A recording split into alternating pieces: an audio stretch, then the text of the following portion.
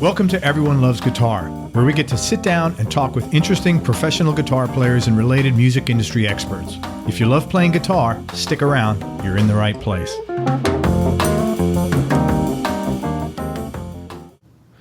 Hey everybody, this is Craig Garber with Everyone Loves Guitar. Forgive my voice today. I got a bit of a cold, but hopefully I won't be doing most of the talking anyway. We're here today with Alex Edwards. Alex is a freelance touring and session guitar player based out of LA and Nashville. He spent a lot of time in Nashville. He recently moved out to LA to check out the scene out there. He's toured with Parachute, Jana Kramer, Claire Dunn, and several others. He writes and produces when he's off the road, and he's also an avid golfer when he's not on the road. You're the second guy in 2 days who told me they loves golfing. That's pretty Really? Cool. Yeah. Do you know Chuck Ward back in Nashville? I don't. Matthew Lee? No, I don't. Those two guys golf together. Yeah, I just talked to Chuck. I didn't know Matthew golfs, but he was telling me yesterday. Chuck was telling me. So that's the new trend, apparently, man. Well, thank you for coming on the show, Alex. I appreciate your time. Thank you for having me, man. Appreciate it. Of course, man. So what are you working on now that you're most excited about?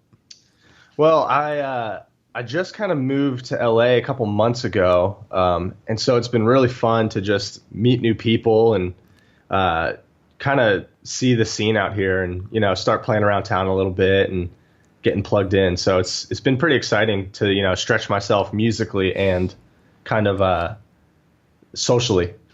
Well, how is it? Okay, so let's talk socially first. How is it different out there than Nashville? Because Nashville's one of the warmest, places I've ever been. Totally. It's actually like, I thought, and everyone kind of thinks that LA is just cutthroat and like people kind of are like out to get you and like one up you and how can I use you to get, further, but it's really not. I've kind of seen that it's very similar to Nashville, whereas everyone kind of knows everyone, which is really amazing. Like I was just at a friend's birthday party like 2 days ago, and I was like, all right, I'm probably only going to know just the guy's birthday, who it is. That's it. And I went there and I knew like more than half the people there. And it's just crazy to see, even though it's such a huge city, the music industry is super small. So how did you know that many people? That's pretty.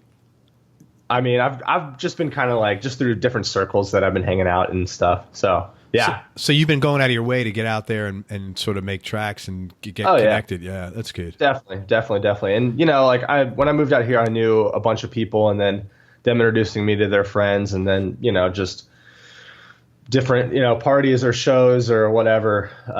It's just been so fun to meet new people and get plugged in and stuff. That's awesome. And I think now you're a young guy. Now is the time to do all this stuff. Exactly. Because, I'm assuming you're single and unencumbered, and that's great, man. That's good. I figured I might as well move out here while I still can. Yeah. Yeah. And even if it doesn't work, which I'm sure it's going to work, right? Yeah. Right. You can always go back to Nashville or Atlanta or wherever the hell else you want to go. Totally. That's cool, man. I'm really happy you did that. Yeah, it's been fun. So you're originally from Atlanta, right? Yeah. What kind of childhood did you have growing up in Atlanta? It's pretty normal. It was like we lived in the suburbs, and I had like a good group of friends who they're still like my best friends right now. Like, every time I go back home, we pick up right where we left off. And, so it was a pretty great childhood. My parents don't really play music. And so I was kind of like a skater kid in high school. I was like skateboarding a lot. Sure. And, I was like so into it. And then I fell and hurt my ankle really bad, like fractured it in 3 different places, and it was pretty rough. And I was like, well, I guess I'm gonna pick up music. Like this happened in high school. Yeah, this was in high school. I didn't start playing until like junior year of high school. Yeah. Wow. So what was your first? So what were the steps? So what? How did that idea get in your head? Even. Well, my mom had this super old classical guitar from the '60s. She was kind of like a hippie back in the '60s, and she hadn't touched it in years, and it was down in the basement. And she was like, well, might as well play it. And I had a friend who played guitar, and he was taking a guitar class at school, like for the next semester. And he was like, dude, you should totally take this class with me. And I was like, well, I don't know how to play guitar. He's like, it's fine. Like, just do it. Right. And so you did. I did. So as a junior in high school, you enrolled in this class. Yeah. That's really cool. So, okay, Yeah. so what was the progression? You're in this class, and you got this old acoustic guitar from the 60s. Yeah. And so what happened next? So basically, probably not even a week or two later, my best friends who I all skated with and stuff, they were like starting a band. And they were like, dude, we really want you in the band. Like, we would love for you to play guitar in the band. And I was like, guys, I just started playing guitar like a week ago, like literally a week ago. And and they're like, it doesn't matter, just play in the band. And they're all my best friends. Like, I hung out with them every day. Like, it was like that. So it was like a super, natural thing. Yeah. It wasn't forced. So I kind of basically learned to play guitar by playing in a band. That's so cool. So it sounds like it was like almost serendipity, like everything worked out. Yeah. You get injured, you pick up this instrument, and all of a sudden you got an opportunity to play in a band. That's like Totally. the universe is lining up behind you, man. That's really Totally. cool. That's Totally. great, man. That's a good Yeah. story. So Yeah. so were you taking lessons this whole time? Because I mean, it's a big stretch from I just picked up this guitar. I know G, C, and D, and then I'm a professional. Right. How did that? Right. Yeah. I didn't really. I took a few lessons, like maybe like 3 or 4, but that's about it. I kind of realized that I could hear what I wanted in my head, and if I just like figured it out. So you had a good ear. Yeah, totally. So that was just basically, and being in the band, was like, all right, we're going to play this Green Day song, or hey, let's play this, blah, blah, blah song. And so I'd listen to it and I'd figure it out, so I kind of didn't really do formal lessons. So I feel like my technique is probably terrible, but whatever. Yeah, but you know what? I was talking to, Jeff King? I don't. Okay, so Jeff's like one of the a first call guy up there. He's probably my age, so he's been doing this 30 years, and I was he was kind enough to take me back to his studio, and I was playing some of his guitars, and I said, hey, you know what? I have a question for you. I always play this riff off this Clapton thing, and I struggle with it a little bit here, and I said, it has to just do with the way I'm picking it, I think. Is that correct? And he goes, yeah. I said, well, what's the right way? He goes, Craig, there is no right way. You just got to figure out. So don't, Totally. There is no, don't worry about your technique. Technique is just, it's not as important as you would think. Well, yeah, and everybody says that, that doesn't get you the gigs. It's, how well you hang, and if you're a contributor and a, responsible, good work ethic, that kind of stuff. Totally. Yeah. Like, you figure like, all right, you're on stage for an hour a day, and then you have 23 other hours where you're around everyone. So you got to be a better hang for 23 hours than, the 1 hour on stage. Than the last guy was. Yeah. Yeah. Yeah. Well, that's cool. Okay. So when did you move over to electric? Once you started with the band and your folks saw that you were kind of serious about this? Yeah. My mom bought me one of those like Epiphone starter packs that had the guitar, cable picks, and amp in it. Little and stuff. amp. Yeah. Yeah. And then had that for a while. I wish I still had that guitar because I would totally play it. I was going to ask you what happened to that guitar if you still had it. Yeah. I sold it to a neighbor like years later, which was I kind of regret that. But played that. Yeah. And so then you started with the Epiphone, and then everything just kind of kept going from there. And were you like practicing nonstop pretty much? Yeah, I was. It was more like just jamming with my friends. That was like kind of like the practice. I mean, obviously I'd sit down and like, learn stuff, but I kind of learned by doing it. And we started playing shows like around Atlanta and stuff. And so I was like playing shows within, a few months of me starting to play guitar. Were you nervous? I was a little nervous back then, but it was with, my best friends. So we all, were in it together, which was fun. Yeah. So the shared anxiety was easier because you all split it together and you're all such close buddies. That's really good, man. That's a good story. Yeah. The most nervous I was when we played like our school's Battle of the Bands. How did you do? So we won both years that we entered. Dude, that's awesome. Yeah. So that was pretty fun. What a great story. So man, in all likelihood, you're going to do great out in LA because everything is just sort of like, I hate to use the word lined up, but it's fallen into place is probably a better way to say it, man. Yeah. Even like the like how it was happening for me to like move to LA, it ended up being like too perfect for me not to do it. What happened? Like when it came down to like housing, and I kind of like had wanted to do it for a couple months. I was like thinking, and I was like, all right. And I did a tour last summer with some people who the opening band was all guys from LA, and we hung out so much on that tour, like became like really good friends instantly. And they were all like, dude, you got to do it. You got to do it. Okay, so you had that little support system built in there. Totally. That's fantastic. And I knew some other people who had lived here because, I just had been in LA a lot, just with different tours and stuff. Just music brings you out to LA a lot. And so I was, kind of hitting up all my friends like, hey, I think I kind of want to do this. And they're like, yeah, like definitely go for it. And it kind of ended up being perfect. Like a friend needed a place to sublease his apartment for 3 months. And it ended up like the date was perfect for me to move. It was like everything just like worked out perfectly. That's great. Yeah, so I was like, all right, yeah, I have to do it. That's good, man. Well, I don't know where I don't know anything about LA, but I'm looking out your window. It looks beautiful out there, man. So wherever you're doing, it looks pretty cool. It's pretty great. I have a pool. Yeah, so I live in a house. It's also great. I live in a house now with 3 producers. Wow. Yeah, and they're all doing like some pretty awesome stuff. There's like gold records just like sitting behind our couches and stuff. So very cool. It's fun. I get to play on their stuff, which is fun. Like every day, it's like, hey, can you come over and just play guitar real quick on this song or blah blah blah, and Good. So it's great. There's always writers coming over and writing songs, and it's really inspiring to be around like so much music in this house. And you're in the right traffic, so which is awesome. Definitely, yeah. And I'm in like. These guys kind of have like a reputation in LA for being really, really good. So it's like, I'll like meet someone out and about and they're like, oh, where do you live? And I'm like, oh, I live blah, blah, blah. And they're like, oh, are you in that house that like everyone's like a great musician, a great producer and stuff? I'm like, yeah, I live in that house. They're like, oh man, that's awesome. So you get street cred right away. That's good, totally. Man. Really glad to hear that. Yeah, it's fun. It's fun. Excellent.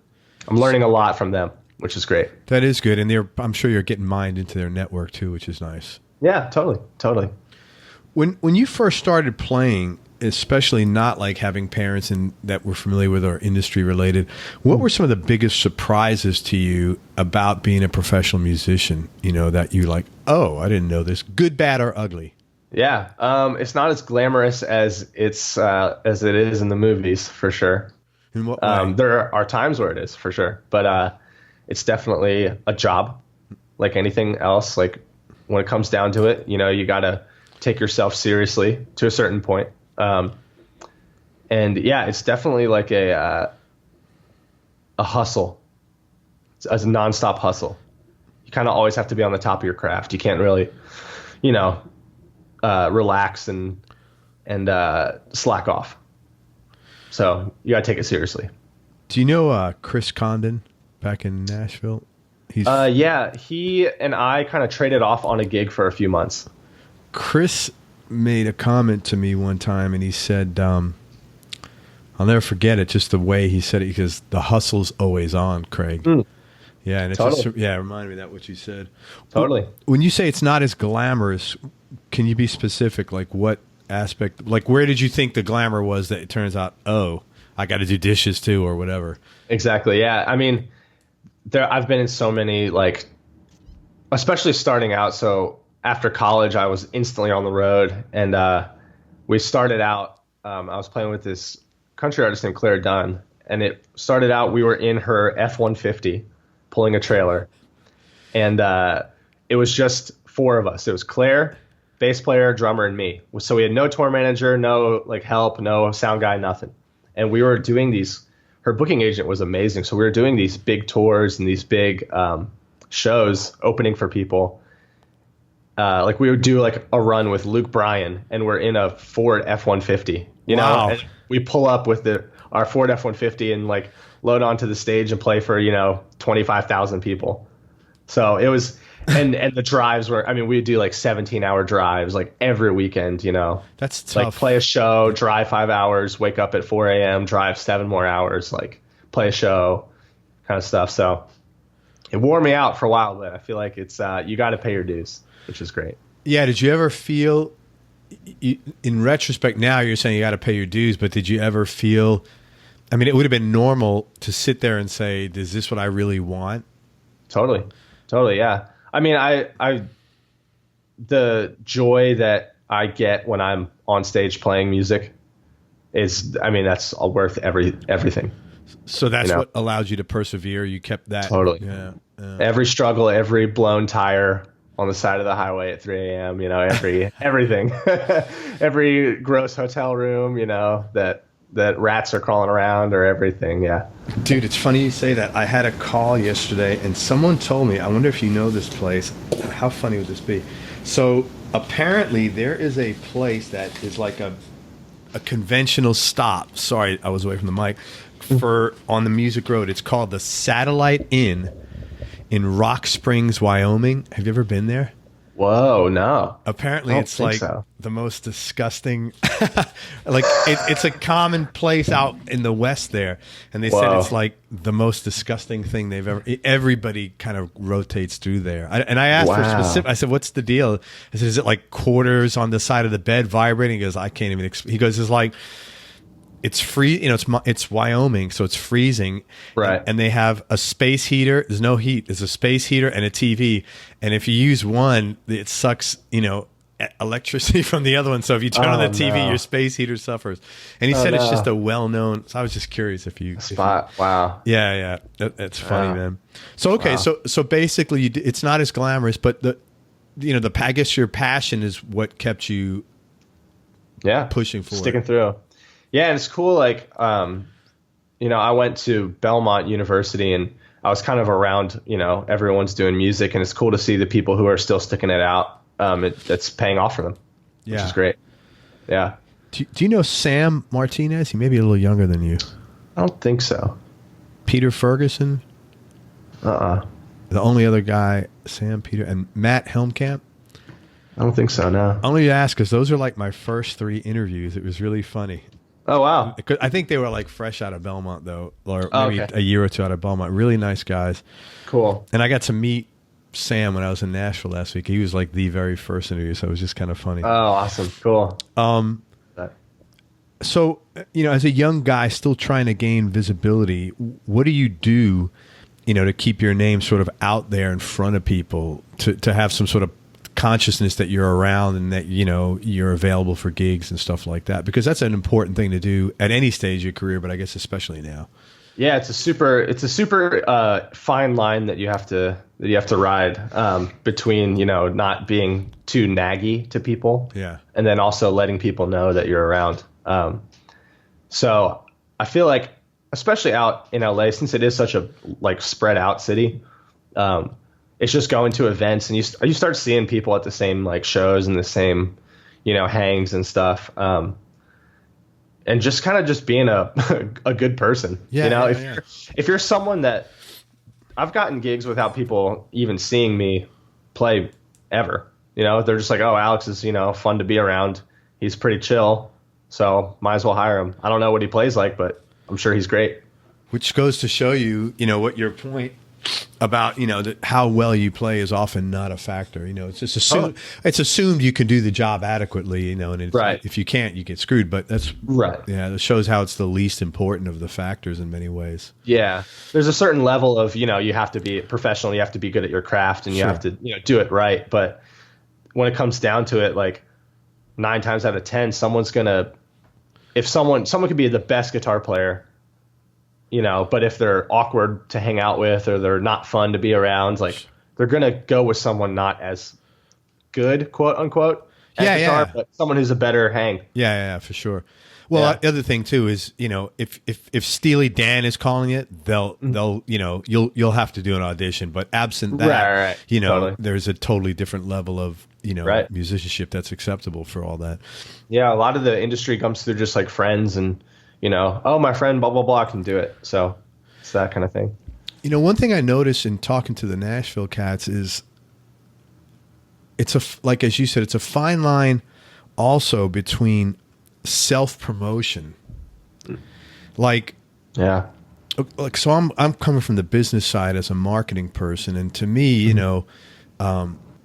getting your name out, there's a lot of things you can do to get your name out there. But when I was talking to some of the guys, none of those things for example, a monthly newsletter or a monthly email newsletter even. And they said, the thing is, most of that stuff would be frowned upon out there. They don't. Totally. Is it like that in LA, or they are a little more receptive to stuff like that? The hustle is a little like more intense out here, but it's not. It's still similar to the fact in how, it's kind of like you hang out with people here for reasons and stuff, and they why you're hanging out. You're like, oh well, yeah, I want to meet you because you do this and blah blah blah. But it's not as it's not like treated as businessy. So you could have a little more in other words, they're a little more open to self promotion outside of a little bit. Yeah. And I'm so bad at that because I just want to hang out with people and just be friends. I'm not like hey, I'm not like a schmoozer like that. Yeah. Like I could care less, So it's been really interesting trying to have to do that a little bit out here. And I'm like, I don't know what to do. Like, I just want to be friends with you. I don't want to schmooze you. Yeah. And it's hard to probably and then, you're thinking, I'm assuming you're thinking like, man, I hope this guy doesn't think my sole purpose for coming here is to get a job. If that happens, great. Right. Yeah. Yeah. And I don't know, outside of like if it comes up in conversation, to be direct about it and say, hey, listen, man, I was just really interested in seeing your music or seeing you play or whatever. If something comes of it, great. But my primary focus is to meet you and watch you play. And I mean, what more can you do outside of that? I mean, they either believe you or they don't. Yeah. And that's out of your control. That's a function of. Somebody once said that to me. In business, they said, well, how do I know you're being sincere? And I said, well, when you go to a new dentist, how do you know that dentist is being sincere? You can't ask me that question. You're asking me how you make decisions about evaluating people's sincerity. And when it comes down to it, you can't answer that question. That's on them. Yeah. Yeah. Wow. That's good.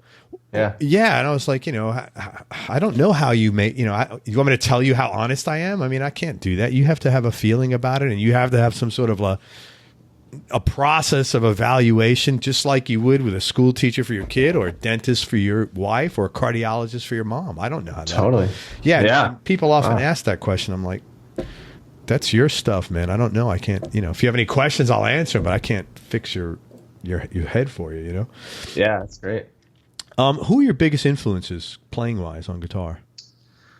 Well, I grew up listening to a lot of like rock, and my band went in high school. Like we went through like a classic rock phase, My favorite band is probably like a toss up between like the Killers or Augustana. And those records really when I was first starting to play guitar, listening to those records blew my mind. Like that feeling of hearing a song for the first time, and I was so excited about music and so excited about playing guitar and stuff, and hearing a guitar riff or something and just being like, whoa, I love that so much. What is he doing? Blah blah blah. What's going on? So yeah, Killers, Augustana, Jimmy Eat World was a huge influence on mine, and even there was some other bands called Copeland. They did a lot of atmospheric stuff, which was really cool, and those kind of bands kind of helped shape me. Very cool, man. Yeah. What about guitars you play, as far as your own gear? What are your let's call it your top 3 guitars, and what's your go-to? Ooh, well, it kind of depends on what style I'm playing. Over the years, I've kind of collected up a lot of different guitars for different styles and stuff, but I would say my go-to would be probably a toss-up between, I've got a 335, awesome. Kind of like yours. Yeah. It's gold, which is really cool. Wow. I don't even think I've ever, can you pull it out? Is it close by? Yeah, it's right here. I don't think I've ever seen a gold top 3. Yeah. Wow. Yeah. Okay, so you had the same thing. The Bixby was put on. Yeah, I did that myself. Well, I didn't do it myself, but I bought it without a Bigsby and then put the Bigsby on it. That's so. You know what's funny? Okay, so you see those two holes there. Yeah. So apparently, You've got the plates on yours, right? I got this little custom made. Can you see this? Yeah. Yeah. I Yeah. asked John about that. I'm like, man, should I take that off? He goes, no, that's where the holes are. I'm like, holy shit, I didn't realize that. He goes, that's why he liked this. Apparently, he said this is what all the vintage 335s they all came with something, some little sticker on there like that. Yeah. That's really cool, man. I had mine. Yeah. And they were like, are you sure you want to drill into this? It'll hurt the resale value of the guitar, blah, blah, blah. I buy guitars to play them. Sure. I don't buy them just to look at. Yeah. So I'm taking it on the road. Like, it's going to get beat up. I don't treat my guitars like they're my babies, really. Right. Like I will beat them up and scratch them, and they get they're tools. Yeah, they're tools. And I mean, I haven't like ever broken a guitar, snapped it in half or anything, but they get beat up. Like I have my other go-to would be like a Duesenberg. I've got a Duesenberg, and it sounds good no matter what. Like I know that guitar so well. But there's a huge chunk missing out of the headstock, and the Bigsby broke, or the Bigsby broke on it, so I just don't have the little bar, and the everything's all rusted out and stuff. So it's I use my guitars hard on the road. The road is really hard on your gear, but I feel like it makes it have more character. Oh, absolutely. Where did you find a gold? I've seen the blue ones that Dave Grohl has, and blonde, red, and black. Yeah. I found it on, I think it was on reverb.com. Yeah. And I was looking because I knew I wanted a 335. And I was just kind of happened to look, and I saw it. And I was like, gold. I didn't even know like that was a thing. And I kind of like researched it, and they kind of did gold in like the 50s or 60s for a little bit, and then they just probably in the early 2000s they like did a little reissue of a few of them. Yeah. I think. And then so this was one of them, and he had it up for a price, and I lowballed him like a lot, just to, like kind of just to see. It was like a very low compared to what he had it up for. And he was like, yeah, sure. Wow. So did that make you suspect? Like, maybe I just bought a piece of shit. Yeah. Yeah. I was kind of nervous. But I got it, and it sounds great, feels great. And then I put the Bigsby on it. Awesome, man. Very cool. Yeah. Good story. Yeah. So that one, your Duesenberg, what would be your third? Ooh, I've actually been really into, I bought a little Dan Electro. Yeah. Sure. 2 years ago, and those lipstick pickups. I had a baritone one, and I love those pickups so much that I was like, I need to have a normal one. And that thing is just, it's plastic. It was like $250, and I've used it on every recording I do. Really? Every single recording. That's awesome. It's on a track. It's the most useful thing. Live, I've only played it live once or twice, but for the studio, it has been absolutely incredible. That's amazing. Absolutely incredible. It's got so much character. I'm kind of like, I was going through a phase of guitars where I wanted them to sound perfect and like really, really clean and pristine and stuff. But now I'm so into like getting weird sounds and like weird, like the more character, especially for recording too. Live, yeah, it needs to sound perfect, but for recording, which I've been doing a lot of studio stuff recently, it's just like I just want to get like kind of an interesting, not perfect sound, which is fun. Really cool. Yeah, those are so kind of three. This is like a nice combo, man. They're very unique. I haven't heard something like that, like someone's top three guitars being like that. Really good.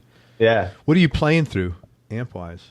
So I was playing through Matchless for the most part. I had gone through a lot of different amps, and I had a Matchless actually senior year of high school. I bought a Matchless right after I started playing guitar. Yeah. That's a big commitment. Big commitment. And it was the best sounding amp that I had ever had and ever played through, and I regretted selling it so much. and I sold it for a different amp that was like super hyped up. It was like one of those boutique amps that. What was it? Jackson amps. Yeah, I don't know. They're Wait a minute. What's the guy's name? Brad Jackson. Oh, no, I don't know. No, because I was referred to someone like that. Wasn't Brad Jackson. It was great, but it was it had a lot of issues, and he was really good about fixing it because it was back when his company was like really small. It was like his second version of the amp, and there's just some issues, and it never sat well in a mix. It was always super loud. Everyone was like, "Hey, can you turn it down?" And it had like it was either 0 or like 100. There was no in between. It was like my amp on 1.5 was like so loud. It never sat well in a mix. It always sat on top of a mix. Yeah. And a lot of times, like in recordings and live and stuff, you kind of just want to like sit well with the band. Have to, yeah. I'm a firm believer in just like, I hate guitar players that are like, look at me, look at me, look at me. Like, I just like want you to do your job and just like vibe well with the rest of what's going on in the music. Sure, man. You know? So I went through like a bunch of amps, and then finally, like about 3 or 4 years ago, I went back to Matchless. And Got your Matchless back. Yeah. But with that being said, I about a year ago, I bought a Kemper. Oh, okay. You did. I did, and it has changed my life. Yeah, everybody says once you go there, it's hard to go back. It's hard to go back. I mean, I do miss feeling, an amp in front of me, being loud and pushing air and stuff. But as far as sound wise, like it sounds, I profiled my Matchless. It sounds exactly the same. Oh, very cool. Yeah. Very cool. And I've got a friend of mine sent me like 1,000 different Models. presets. Oh, Yeah. cool. Models and stuff. So I've got basically anything that I could ever need. I have. And so for recording, it's amazing too. Like every track I do, I'm going to be like, all right, I played through this, 60s Fender, and then I'll play through this 70s Marshall, and then I'll play through this Supra, and then I'll play through this Matchless, then I'll play through this AC30. And, I'll send like, 10 different stems for guitars, and they're all different amps and all different tones. That's very cool, man. Which is something you can't really do out of one amp, No. Well, that's why guys who are in the studio, they have 15 amps with them because they're trying to do that. But yeah, that Right. Kemper is a lot easier.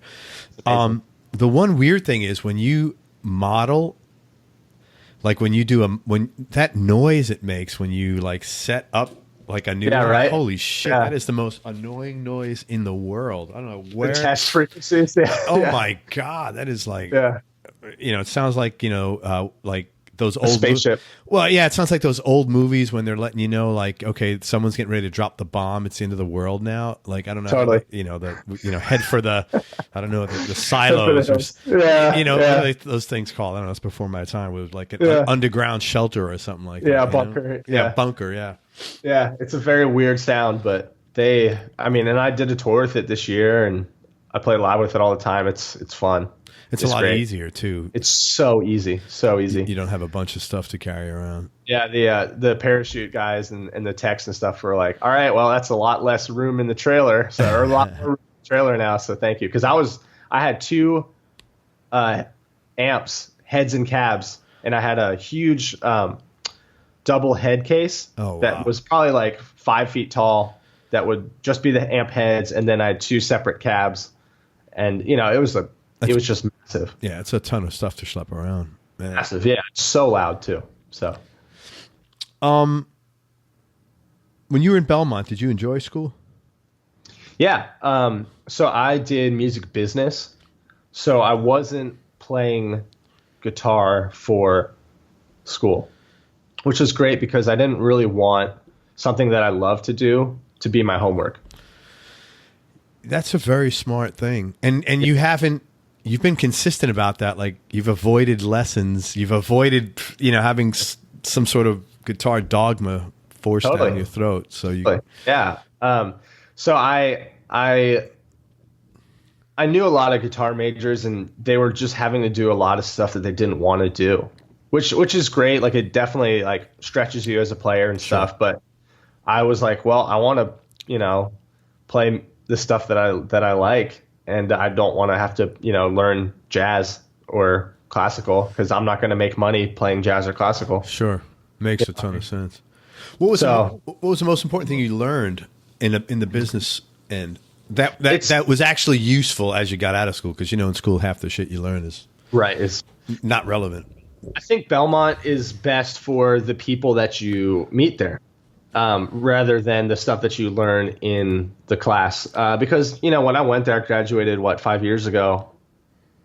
Spotify wasn't even a thing 5 years ago. Correct. So the whole industry is changing so fast. It's kind of hard to you can't open up a book and be like, all right, this is the guidelines you have to do. It changes every 6 months. The industry, doubles itself. So, I think Belmont's great for the people that you learn or the people that you meet and the friends that you make there. I still, talk to most of my friends from Belmont, and they're in the industry doing stuff. And, it's crazy. There's like a group of, Belmont alums that are over here in West Hollywood, and we all hang out all the time, and they're all in the industry. And that's great. We'll all just go out for dinner or go out for drinks or something. And, it's just crazy to see Belmont people kind of scatter out in the industry throughout New York and LA and Nashville and stuff. And it's always fun. I always meet people who went to Belmont. That's probably a very safe hang too for you, new in town.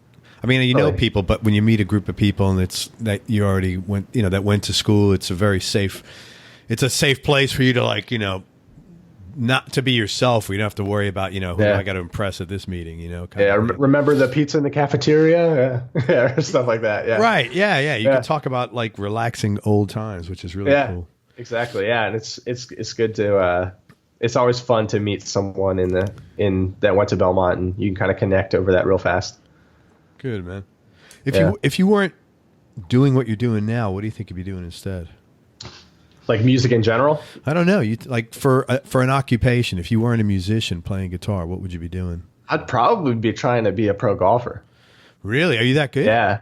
Well, I grew up playing it. So I've been playing since I was, 5 years old. Oh, longer than you've been playing guitar. Much longer. Definitely. Wow. Oh, much longer. Yeah, I was on the team and growing up, and I actually took a class at Belmont, a golf class. It was you need to take a exercise class or PE or whatever. And so I was like, oh, of course I'm going to take golf. This will be easy. And I remember the first week we didn't even swing. We were just focusing on grip and stuff. And so I was just like, okay, whatever. I remember the second week we started swinging, and the teacher was like, hey, let's start off with a sand wedge or something. It's super easy to swing. And I pulled out my driver, which is the biggest club. And she was like, well, are you sure you want to it's going to be hard to swing. And I was like, oh, I'm fine. I got it. And I swung and hit.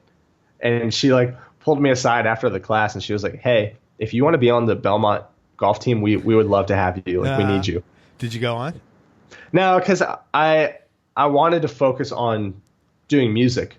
I didn't want to focus, distract myself, hours and hours away from.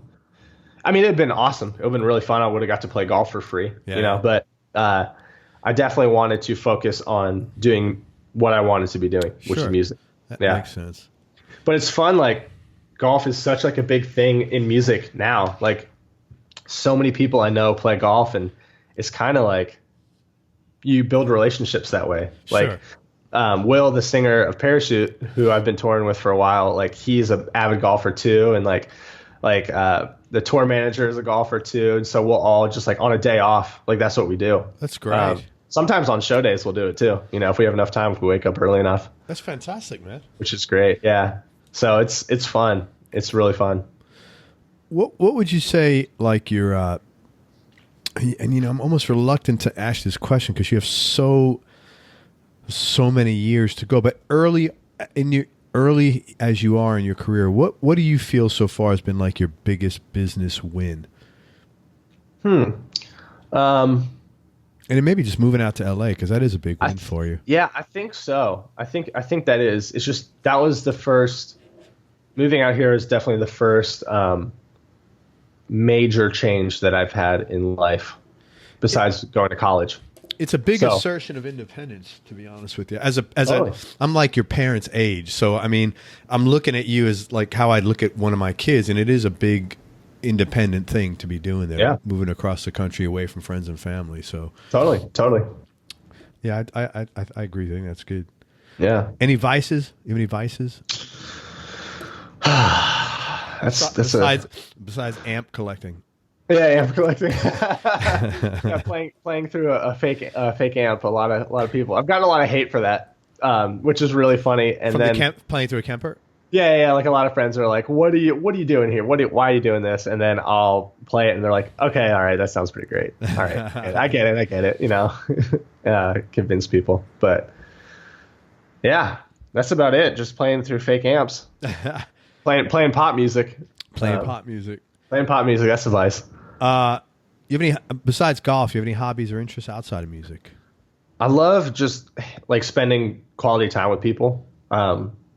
So besides playing music and playing golf, I just like hanging out, being around people, and like, you know, having friends. Yeah, that's great. I mean, that's an important, really healthy part of living, man. I like good coffee, so you know, especially on tour, like I'll go out to like the best coffee shop and in the city I'm at, or you know, I love to explore. Yeah. I love to explore, like when I'm traveling and stuff. I love to explore like the good coffee, good food, good drinks, you know, in every city. Man, So- I'm a coffee snob myself, so tell me some coffees that are good, because we're always trying new coffees. Oh man, well it depends on what town you're in. No, I mean just like a coffee, any brand that you know that I could grab online and try. Ooh. What's your favorite So- coffee? Let me ask you that. What's your favorite coffee? So there's this spot in Nashville that it's called Crema, and it's kind of like my friends would go there like most days when we're not on the road. We would just go there, and you'd kind of see everyone you know there, and it was just kind of like the hang spot for my group of friends in Nashville, which is great. And their coffee is really good too. What else? Anything else that like? Out here in LA, I live 2 blocks from Verve, which is I've had Verve. Verve is great. Yeah, I've had Verve coffee. So that's kind of like my crema to LA. Right. You ever try Stumptown? Oh yeah, Stumptown's amazing. Man, Stumptown's they real have good. a brand. They have a Holler Mountain. That's my favorite of all coffees, man. It's like a I haven't had that. It's called Holler Mountain. Yeah, I love it. It's like a breakfast blend. I like stronger stuff. My wife not so much. Me So too. it's like a happy medium for us, you know. Yeah, I didn't start drinking coffee until college. There's so much good coffee in Nashville, and Yeah. there's this coffee shop down the street from Belmont called Frothy Monkey, I was there. and I was like, yeah. And everyone I know drank coffee except for me, and I was like, all right, I'm gonna go to Frothy Monkey every day and drink black coffee until I like it. And so every day I would just go there, you know, like studying or something, and take a sip, and I'd be like, oh, this is disgusting. And then the next day I take 2 sips. I'm like, all right, okay. And about a week and a half later, I remember this so specifically. A week and a half later, I took a sip, and I was like, I get it. So you finally, you like. So you were. I'm assuming you were not a cigarette smoker, because usually people smoke cigarettes and then they go into coffee. It's like No, that's no. good. Yeah. Yeah, I smoked as a kid, and that's how I got drinking coffee. I haven't smoked in years, thank God. But Yeah. It's funny. what are you looking forward to in the future, either musically, professionally, or personally? Man, I'm just looking forward. It's just so exciting being here, like being new to LA. There's so much stuff to do always. There's always like events and hangs and stuff. So I'm just excited to meet more people and get plugged in, and hopefully, you know, hop on some tours and do some more studio stuff and keep doing it. Cool. I'm going to ask you 2 more questions, and I'm going to let you go. Tell me something that people would either be surprised to hear or would find odd. That's not in the questions I gave. That was a new question. Yeah. Yeah. So tell me something about you that people would either be surprised to find out or that would find odd. Huh. Odd. Most people can't guess my ethnicity, which is really funny. Everyone always thinks I'm something, but they never get it right. My dad's side of the family is from the Caribbean. So, Okay. Yeah. That's interesting. Which is really funny. So it's people don't know what to like say around me because they don't know what I am. Oh, because they may say something offensive. Yeah. Like someone, okay. like a newer friend texted me the other day and he was like, something about like Hispanic or something. And I was like, oh, that's funny. He's like, you're Hispanic, right? I'm like, no. He's like, oh. Well, your last name's Edwards. I mean, right. Totally. How could someone think you're Hispanic? I mean, I guess you could be Hispanic on your mom's side. Right. Yeah. No. That's funny. Yeah. So that is clever. That's a good one. It's always fun to like when I'm meeting someone, if they ask me, I'm like, take two guesses and see, and they never get it right. So. Yeah. Well, yeah, that makes sense because I could see Edwards being a Caribbean name. Mm-hmm. Yeah. And growing up, it's like English descendant. Totally. Yeah. Growing up, my dad listened to a lot of like reggae and stuff. He still does, and so it's fun that now that I'm hearing like kind of like there's a lot of reggae and Latin stuff being infused into pop music now, and I'm like, I can play that. Like, come on, grew up on that. Yeah. So it's fun to hear that, and yeah. Very cool. Yeah. One more question. What's your definite? You seem like a really happy, genuine, like nice, kind guy. What's your definition of happiness? I think you have to kind of find your happiness in little daily things to keep you positive, which is a challenge. Especially me moving here, and it's like, okay, I haven't been on a tour in a couple months. That'll definitely, like, I'm not used to that. I'm used to always being out on the road or always playing stuff, and like waiting's kind of tough, but you kind of have to sometimes even take like a bigger step back and be like, all right, I play music. That's amazing. Like, most people wish that they could play music for a living. Yes. And there's, obviously there's the highs are so high and the lows can be really low too. But, if you really think about it, like, it's pretty amazing that I get to do this. Right. It's incredible. Like, I have played some of the like coolest venues that I've ever been to. And, I've gotten to open for these artists, and I've got to, do a lot of really cool, I got to meet, awesome people, and, it's really cool. It's a weird job, but it's really fun. It's really fun. Well, I think that's a really important thing what you said as far as finding gratitude or happiness in the little things you do, because it takes a lot of if you're able to acknowledge, this is really good, or I'm really grateful for this, or I'm really happy about that. I think it takes stress off the bigger burdens that you're having, like, oh my God, I'm not touring now. Yeah. But one thing too, keep in mind, you're running a business, a small business, basically, and anybody that 100%. Runs a small business has highs and lows, especially early on. So it's just part of the hustle, Yeah. And, so I'm like 100% confident that everything's going to 100% work out for you for whatever that's worth. Yeah. Oh yeah. No doubt in my mind. So, hey, listen, man, I cannot thank you enough for your time. It's really been a pleasure. I'm so glad you patient and we finally got to connect, man. And let me tell people where they could find you online. Okay, so it's Alex Edwards. Check out his website. It's Alex Dean, Dean Edwards, EDWARDS.com. Again, that's Alex, ALEX, Dean Edwards. He's available for tracks, on tour. Check him out. He's a great hang, a good guitar player, but he doesn't play classical. Thank goodness.